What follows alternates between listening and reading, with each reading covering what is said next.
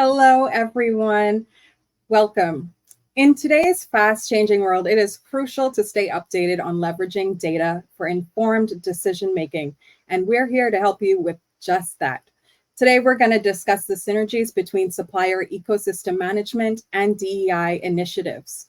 We'll unveil how data-driven approaches can drive sustainable business growth while fostering diversity and inclusion.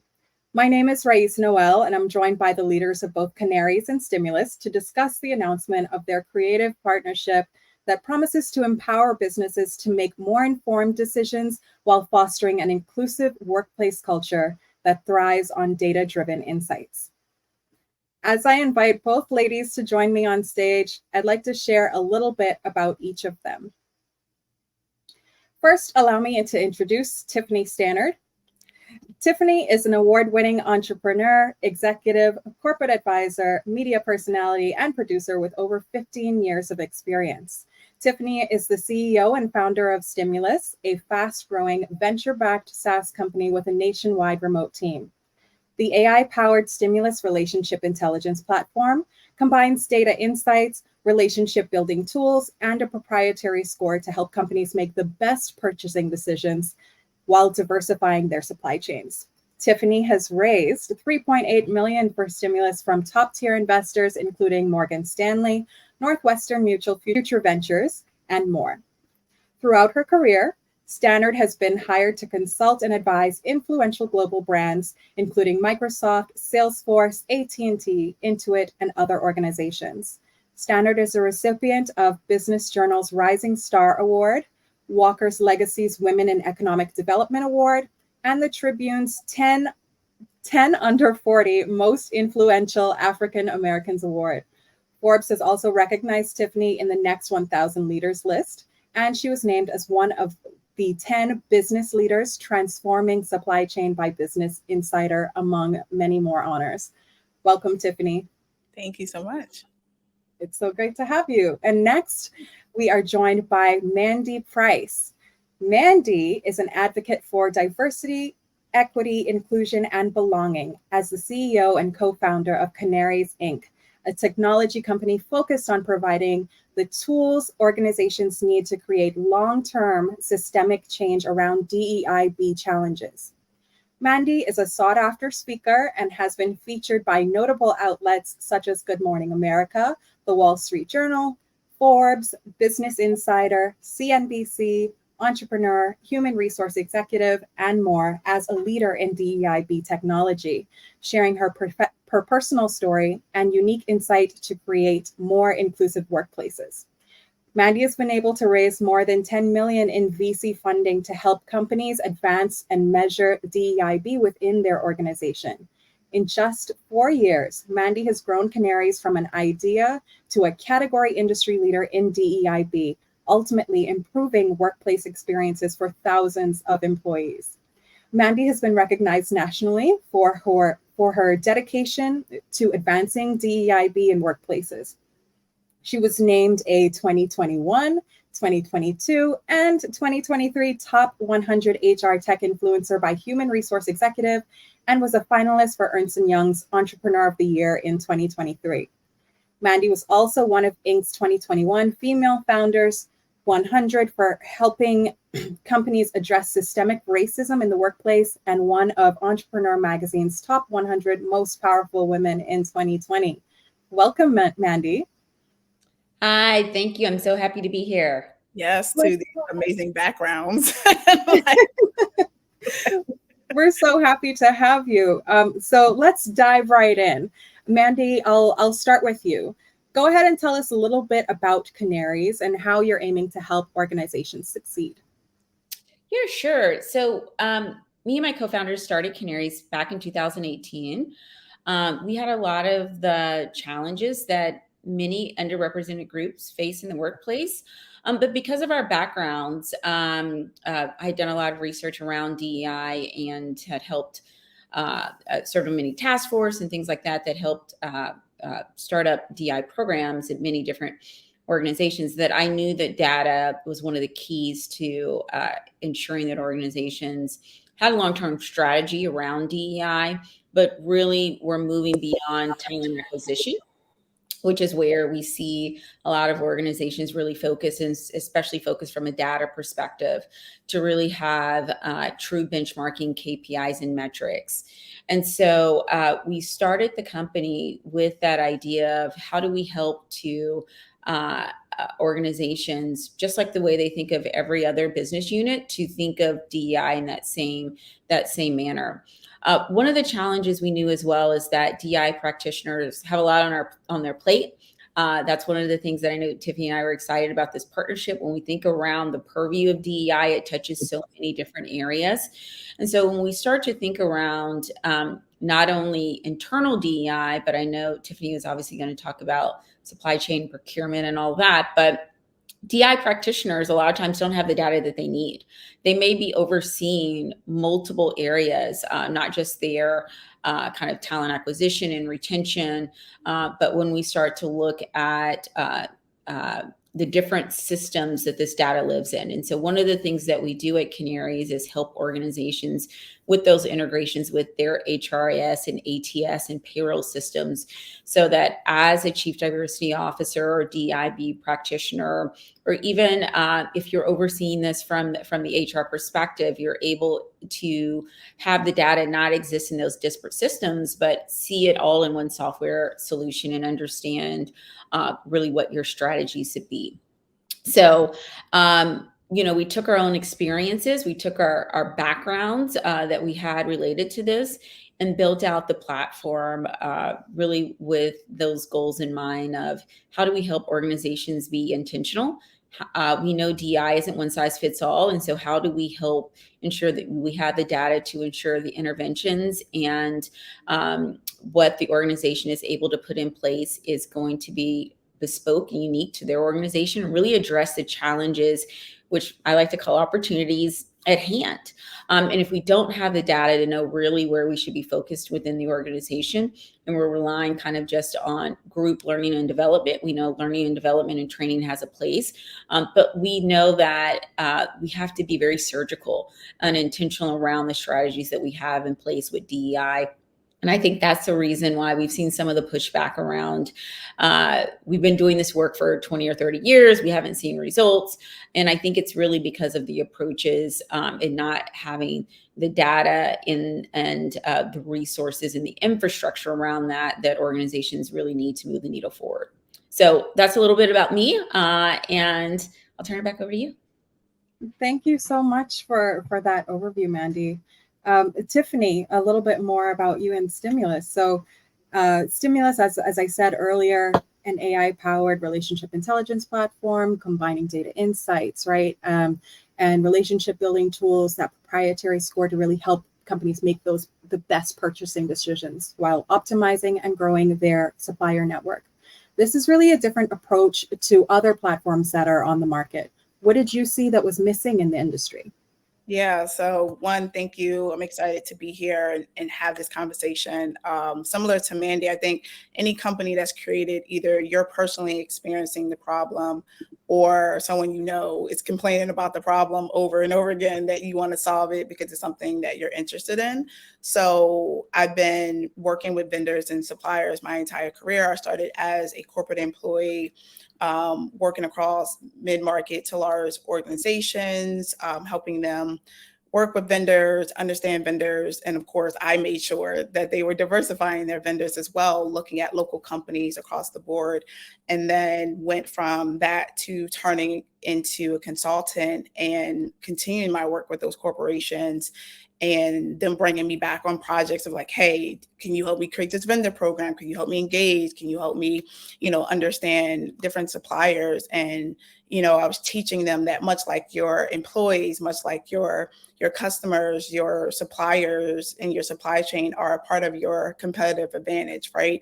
They're helping you really get the job done, whether you're creating a product that's selling to B2B or B2C or both B2B, B2C, you are constantly working with third-party vendors and service providers to do your job every single day. Businesses need other businesses to grow. And I was looking at like so much of the money spent on companies' balance sheets are with third parties yet. And all this data was kind of bouncing around. It was all this data that was out there, probably not compared to what was happening with DEI. That data in supply chain was there, but it was in so many different platforms, and it was a lot of manual, a lot of back and forth. So I was looking at how do I help bring that data together the way I was throughout the years of consulting. And then I started matchmaking. I said, hey, this company has a budget to pay for this. They're looking for this. And I'm matching people to RFIs and RFQs and different proposals that were coming out. And then the larger business were asking like, hey, can you help me add to my supply chain? Can you help me build those relationships? So I've been on so many platforms throughout my years, one as a buyer, then as a vendor. And I kept saying that this is a terrible experience. like every time I tried to like sell it to a corporation, or when I was on the buyer side, I'm like, okay, these platforms are not great, but I'm using them. But then when I switched to the vendor side, I'm like, this is what we're going through. Like, this is terrible, trying to be in their portal to know and understand when to sell to them, when to market to them, when they're thinking about buying a product or service that you're offering. And it was just always a terrible experience. And then me coming up with that whole relationship intelligence, it kept coming back to, relationship drive business. And the way that you close business is about that relationship and understanding that relationship. And it's not just the data, because I can give you a list of 20 companies.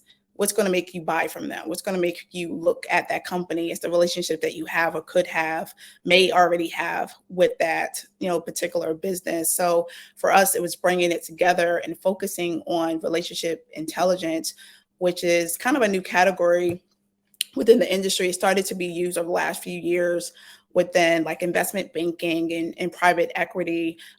Is starting to kind of migrate over into different areas. And we're leading in that, focus of looking at it in supply chain when it comes to how are you interacting with these buyers? How are you automating a lot of manual data and entry and communication that may be lost when a supplier reaches out to you? It's really focused on powering the data an organization already owns, but not using effectively. So a lot of the work I started to mimic after kind of the HR industry of like, I'm starting to see companies work better with their employees. I need you working better with your suppliers as well. So. Absolutely. Thank you for that overview on the the reason behind stimulus and how it was created.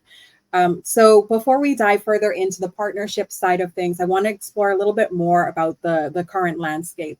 So Mandy, I'll go back to you. You were, like I said earlier in your description, you were recently recognized for being a 2023 top HR tech influencer by Human Resource Executive for the third year in a row. So what role do you think technology can play in reshaping the human resources industry for the better? I think, one of the things, just to talk a little bit more about my background, before I started Kanarys, I was actually a lawyer. And so, I was drawn to the field of law because of, I saw law as the way to bring around change within society, and was kind of really propelled by the advocacy and the work that lawyers do. But over time, I really started to see the effect that technology has on really driving society forward.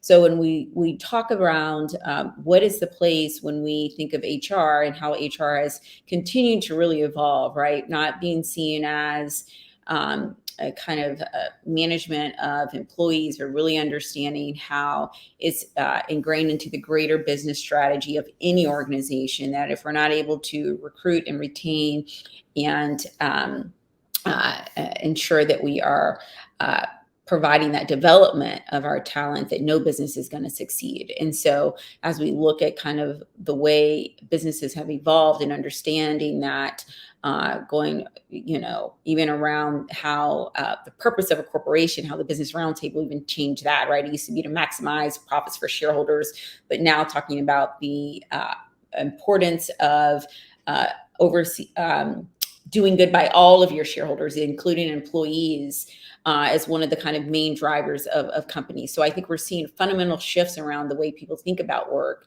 and especially as we think about it from a human resources perspective. So I think, especially when we talk about DEI, because I know DEI has gotten a lot of publicity recently, unfortunately, from it's kind of getting caught up in the culture wars and become politicized, even though we know DEI has no political lens to it. It's really ensuring that anyone, no matter your background or your identity, can thrive in the workplace. Is an idea that I think most people would believe and understand, that your religion, your background, anything about your identity should not hold you back from having opportunities in the workplace. So that's the DEI from the sense of the programs that companies have put in place has been around for 30, 40 years. Now that has taken on different forms. Some of it has been more programmatic. Most organizations have ERGs or BRGs. But where we've seen organizations challenge is really understand and quantify what has actually been successful from a DEI perspective. So what we do is to help provide that framework, that benchmarking, that data that they need to incorporate into every area of their business to really measure and track not only the experience of the employees, to have a better sense of being able to benchmark policies, practices, procedures against others within their industry, but really measure and track its impact on business outcomes, so that they can create those inclusive and equitable work cultures. So I think it's critical that organizations really use technology to have that data-driven approach. I think everything that businesses do have to be data-driven, and being able to pinpoint those DI blind spots around issues related to talent acquisition, retention, performance management, pay practices, really ensure that organizations are able to take that immediate action and put in place those interventions and programs that lead to a transformation within their organization. Yeah, absolutely. And I'd love to continue on that path. I know we spoke earlier, and you mentioned, Mandy, that DEI always seems to trend with this political sort of undertone. Always has. I think we're seeing that now, unfortunately. Oh, absolutely. But I think that DEI, because it, for a long time, I felt was very much treated like a philanthropic endeavor. Always. That you doing good. Right. And so I think it's important, and the business case for DEI has been made for a long time. There's decades and decades and decades of research around that. But it's around, and that's why at Kanarys we were so really embedded into having a data-driven strategy, because a lot of time DIB gets discounted because if it's just based off of emotions and feelings. And one of the things we talk about a lot is our data isn't taking away people's experiences or what they are encountering in the workplace, because that's very important. We can never take away that human element, but how do we put it into a way that is measurable, objective, and allows business leaders to really understand what's going on within an organization so they can have a strategy around it. And so that's really been our goal and focus, is to provide a way for employees to have a safe place to talk around their day-to-day lived experiences in a safe space, but also not just to capture that qualitative data. How do we capture quantitative data and true benchmarking? Because when I talk with a lot of DEI leaders, when they start to look at benchmarking, they're still constrained to demographic data. Very few are able to really, as we start to think around our sentiment data, that we're able to benchmark for organizations. And then also, as we start to think about policies, practices, procedures, just all the different things we're able to benchmark, having that holistic assessment is really key to ensuring that the organization has the data and the information they need to move their strategy forward. Yeah, I definitely want to add to that. That's one of the reasons why I was excited about this partnership, because DEI, whether it's under the employee side or under the supply diversity side is always under doing good and charity work and all these things when it comes to how they work or employ diverse, individuals, and trying to take it out of that, right? Like you're just like, for us, it's us matching on the platform to great companies, and they may happen to fit in the diverse bucket or the women-owned bucket, right? Like allowing for any company that fits your criteria within your organization, whatever buyer stakeholder is on the platform, and then them coming up and it'd be 5 diverse companies, 5 non-diverse companies, and you have the data to say, I now see that there's 5 in this industry that we could be working with that happen to be a woman, happen to be diverse, really taking away from that checkbox that has been around, like you said, 30, 40 years, supplier diversity, all of these things have been around for a really long time and always had not always great measurable incomes and like understanding where is it going. And it's a whole process that needs to be really updated. So yeah, I'm excited to talk about this. Yeah, I'm really curious based on what's been going on recently to get your insights on the SCOTUS side of things. So the implications of the SCOTUS affirmative action decision that happened recently really goes beyond academia. So Tiffany, how do you see that that it has potential to impact corporate diversity programs related to internal and external teams? Yeah, so I'm sure all of us in this field wrote something about it at the time it came out, because we was like, wait, what's happening? So I definitely wrote a blog about it because it was talking about like the active attempts to eliminate DEI across internal, external situations with your company. And I always compare supplier diversity to HR, like how you're working with your employees. It should be similar, some aspects to how you're working with your external team, which is your employees, your suppliers. And I always say, like, when it comes to affirmative action, like, do you remember like the first time you applied to the job, maybe you didn't get hired because you lacked experience or educational background or because of just plain discrimination, right? But you remember that you can't obtain experience until you get hired, right? It's always that catch-22.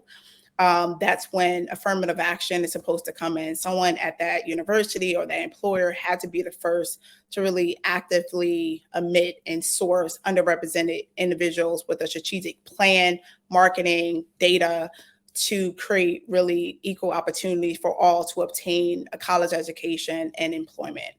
And the same goes for vendors and suppliers. Without experience, there's little chance that big companies want to initially contract with your business, especially when you're a diverse business. But it's also catch-22 because someone at that company must be the first to be your first customer, your second customer, your third customer, right? And so when you're eliminating things that really pertain to that strategic marketing outreach effort that goes across companies, it's going to trickle down across anything you're doing when it comes to diversity, how you're working with your employees, how you're hiring, how you're contracting, how you're looking at diverse companies. Because even right now with supplier diversity, it's not a requirement. It's a business strategy that encourages organizations to proactively seek and do business with suppliers that are owned by individuals in underrepresented groups. They don't have to, it's a choice, right? And when stuff happening across government and things that we take away from it being a requirement, because like in government, there are mandates across contracts for you to work with diverse companies, federal government, state government, all of those things. When it comes to corporations, it's in the eye of the beholder what they decide to do. And once things start trickling down for the folks that wasn't doing anything, will remain to not do anything. And then the ones that were doing anything, regardless of what's happening in the world, hopefully will continue and give that same effort, that same passion behind it. But even so, still years in the making, diversity teams, whether it's DEI team, chief diversity officer, supplier diversity, doesn't matter the title, most people only have 1 or 2 resources under those teams. They never have 10, 20, 30, 40 people the way they have it in other teams. So that still has to change, right? They got no resources, barely a budget if they are even approved to have a budget. And so when stuff like that starts to happen, it trickles down to that one person or that two people within that team may go down to one, or the team may be eliminated altogether. So it's really important to understand that and create different, processes and add to, work with companies like ourselves that are keeping it top of mind, regardless if you have a supplier diversity program or not, or a team dedicated to it or not. And then I know with Kanarys and their work and addressing it with assessments and there is stuff she can speak to, we're going to continue this and help you do it across your organization the way you would do anything else. So. And going into addressing these things, speaking of the work that Kanarys doing, considering internal teams with assessment, I'd love to dive into how these puzzle pieces of stimulus and Kanarys really fit together in this partnership. So, Mandy, Kanarys is described as something designed to meet you where you are on your DEI journey. And I have to say, I love that description. So what are some key points you think that companies should understand in order to find success when employing or strengthening this focus in relation to both their internal and external teams? So I think it's important, sometimes we'll hear, and I'm sure Tiffany, you hear this too, is like, well, we're not ready. We're too early, to do anything when it comes to DEI data, And so we've really pulled together our software and our framework around meeting companies where they are. Kind of going back to your previous question, we actually have launched an assessment in partnership with guidance from legal counsel around what are the things that organizations need to be looking at from a DIB perspective, given the SCOTUS ruling. Obviously, the SCOTUS ruling was Title VI, and companies work under Title VII. Put on my legal hat for a minute, even though I'm not practicing law anymore. Thank God for legal knowledge. It's important.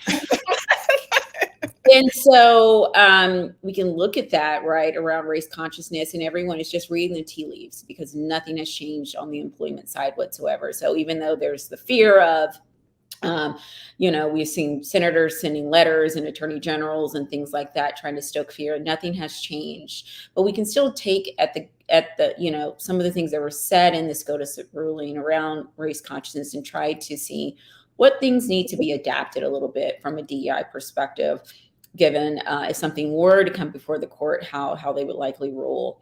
And I think it's important when we start to talk about where organizations are, because what we see a lot of times is this fear of, if we're not to a certain level of maturity, then we can't really have a data-driven approach, or our leadership teams aren't ready for that. And so what we try to do is really have different offerings based off where an organization may be to get your leadership teams ready. Maybe you don't know the things you should be measuring and tracking.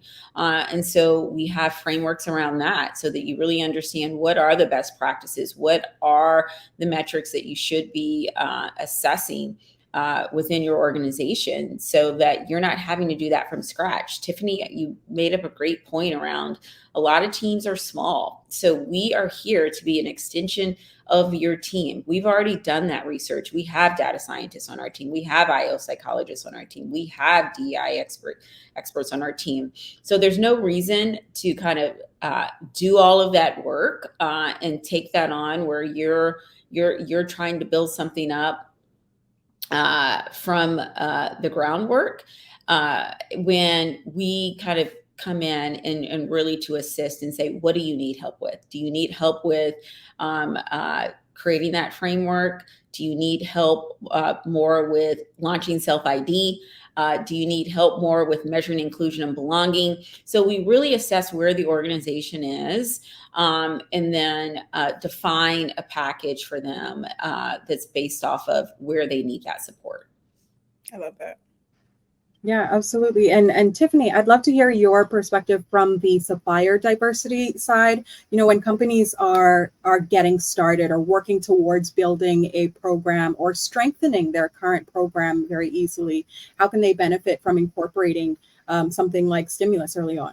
Yeah, so I love what she just said. Like, our goal is to be an extension of the buyers within an organization, whether it's supplier diversity or finance, IT, to other lines of business that are, externally working with these suppliers and have that budget to work with these suppliers, because it's really important for us to really create a platform that's buyer and vendor friendly. And what I mean by buyer and vendor friendly is making sure that there's no missed opportunities between the buyer being able to find the type of company that they're looking for, diverse and non-diverse, and then that vendor knowing when that buyer is in the process of buying something that they're selling or planning to buy something that they're selling. So for us, we're helping to really automate the get to know relationship building side and phase for a buyer.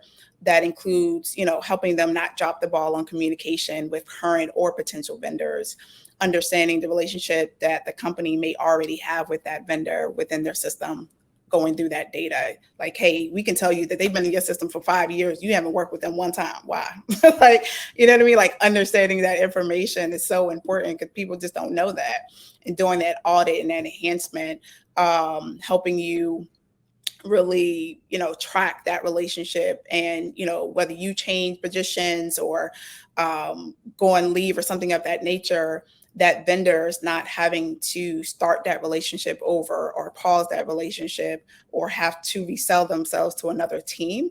And in addition to that, allowing for buyers to quickly compare suppliers in their ecosystem and then suppliers that are not in their ecosystem to really help them plan current and physical budget. If they're looking for something that, Kanarys is offering, it's allowing for you to see it now, even if you're not ready to buy it 6 months from now, but it's putting Kanarys on your radar and planning accordingly. And then on that vendor side, it's understanding, and being able to track your own relationship with that buyer. Who are your champions?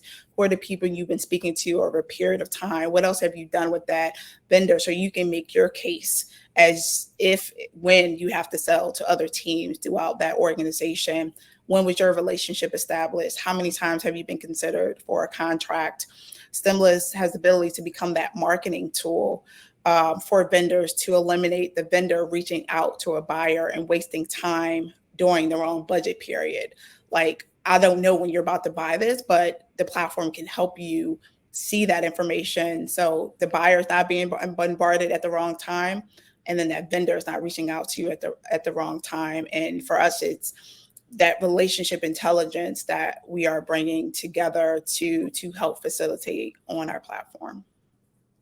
Thank you for sharing all of that and your view from that perspective. So I want to get a little bit more of the scoop on how this partnership came to be, right? Because I did describe it earlier as a creative and innovative partnership. So, so Tiffany, if you can share a little bit before I ask, and Mandy, I'll ask you as well. But Tiffany, who initiated the partnership? Tell us about this relationship. So I did. So I think for me in this industry, like I said earlier, I always compare this industry and what I want to see updated in this industry to HR, because again, your internal team, your employees, your external team, your suppliers. And I was starting to see, updates and uses of data and building better relationships with your employees. Like you said, when you have a better relationship with them, you're retaining them, you're attracting them, and they're staying. No different than your suppliers. Like, I need to know if I work with you, I'm going to get paid 30 days, 90 days. Should I go after it? Or do you have good, views? Do I agree with your views? Do I even want to be your vendor? Like, all of those different things businesses are now caring about. No different than, am I choosing to buy from this business as a consumer? Now it's, do I want to sell my product or service to this business? So it's really just understanding that. So I was thinking of creative partnerships. You have like kind of the normal partnerships in this area, the legacy companies that have been around for a long period of time. But I was like, let me look at innovative companies that are doing amazing things that we also can integrate with. But then also the data that they're now collecting is new and interesting that can be on our platform and vice versa. And then depending on the team, if it's, chief diversity officer, sometimes supplier diversity fits underneath that, or they may have a separate supplier diversity person depending on the team. So I knew Kanarys could kick off and we can pick it up, or vice versa, depending on who the company was and what the title was. So I was like, and then, depending on what company we're pitching to, they're asking for assessments and certain things. I was like, Kanarys do that? And then vice versa, when her and I had that conversation, she was like, well, they're asking for this and we don't do that. I was like, all right, well, let's talk about this partnership. So we just started talking, and then our team started talking, and I was like, well, we're going to make this official. What are we doing? And then we kind of like rolled into, kicking it off. And then my people called your people, and then it turned into like a full partnership that I'm excited about. And I'm hoping to continue these type of amazing creative partnerships of innovative solutions coming together to change what's been the same for the last 20, 30, up to years, depending on what part you're thinking of. So. Absolutely. That's so great. I love that you said your people called my people. Like, all right, I'm gonna match you to this person. That's nice. So Mandy, from your perspective, tell me about your or tell us, the audience as well, about your relationship with Tiffany, why you chose to work with her and her vision, and really how do you see this this partnership even helping the supply chain market positively? Right. Oh, and how we first met, Google for Startups. I forgot that. We've known each other for a few years now. I forgot the origin of our story. Google for Startups. And also Morgan Stanley. So we have and Morgan Stanley. Some of the same investors. And so one of the things that we've always been really impressed with Stimulus is around their innovative approach to this. And like Tiffany said, we know what we do really well. And sometimes we have organizations ask us to do things. And we try not to do things that we haven't thoroughly researched and haven't built out those capabilities. And so we knew that Stimulus was approaching supplier diversity, supply chain, relationship intelligence in a very innovative way, in a way that to really move the industry forward. So as we started to get more and more requests around, well, we want to measure this on the supplier diversity stand front, we knew that it just made sense to partner with Stimulus. That's not something that our analytics do, and we knew that they're the category leader in the space, so it just made sense. That's great. I love the background behind it all. Sometimes you don't really get to hear how these things get started, but understanding how there's the fit and both of you recognizing the opportunity there to support each other, I think is really great. Mm-hmm. So as we start to wind down and reach the end of our conversation, I'd love to close with asking each of you, what is the one thing that you hope our audience takes away from today's discussion? Tiffany, I'd like to start with you. What is one thing you hope our audience takes away from our discussion today? Probably what I've been saying throughout the conversation, the importance of building better relationships with your suppliers and understanding that they are your external team and that you should treat them accordingly. And we saw that the importance of that pre-COVID, but especially during COVID, when you realize what relationships you did or did not have with businesses that you were buying from, whether it's locally, nationally, or globally. And they were helping to get your products out to the world. And it's making sure that you're checking in with them and partnering with them and seeing other opportunities in which you can grow that relationship, because sometimes your customers can be your vendors, sometimes your vendors can be your customers, or it can be both. And it's just an extension of that relationship where they not only can help you save time and money, but they can also make you money. Great, thank you. And Mandy, what about you? What's one thing you hope our audience takes away from our discussion today? I think it's important to, especially as we hear some of the, anxiety in the kind of current discourse, it's important to realize that as we think around DEI and what it is, and we've already talked about how it fits into so many areas, right? It doesn't just touch internally within an organization. It doesn't just touch their supply chain. It's not just the way they're involved and engaged in the community and depending on their industry, right?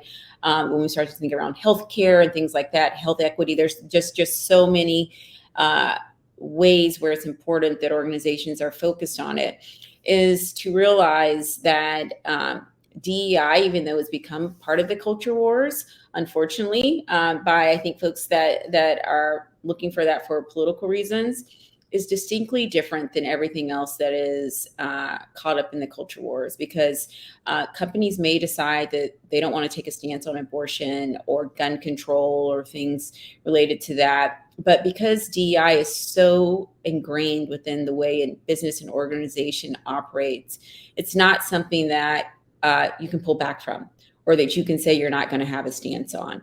That it's important, even though organizations may be worried around legal risk or reputational risk, no matter where you stand on the issue, those risks exist. And so I would say it's important to have a clear stance that you're going to support your employees, that you are vocal around commitments that you have to these issues, because it's something that I think is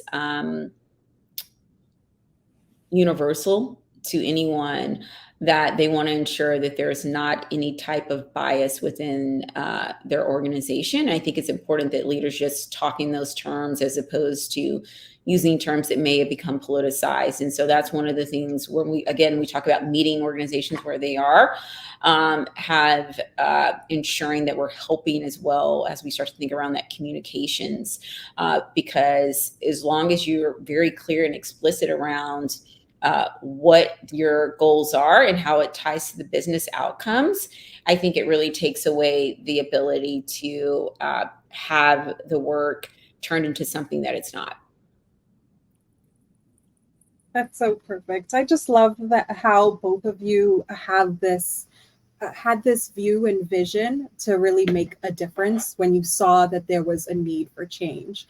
And I think it's really valuable. And I want to thank both of you for the great conversation and insights that you shared today. This has been nothing short of thought-provoking, right? I know our audience is probably going to take some of these things back to their teams.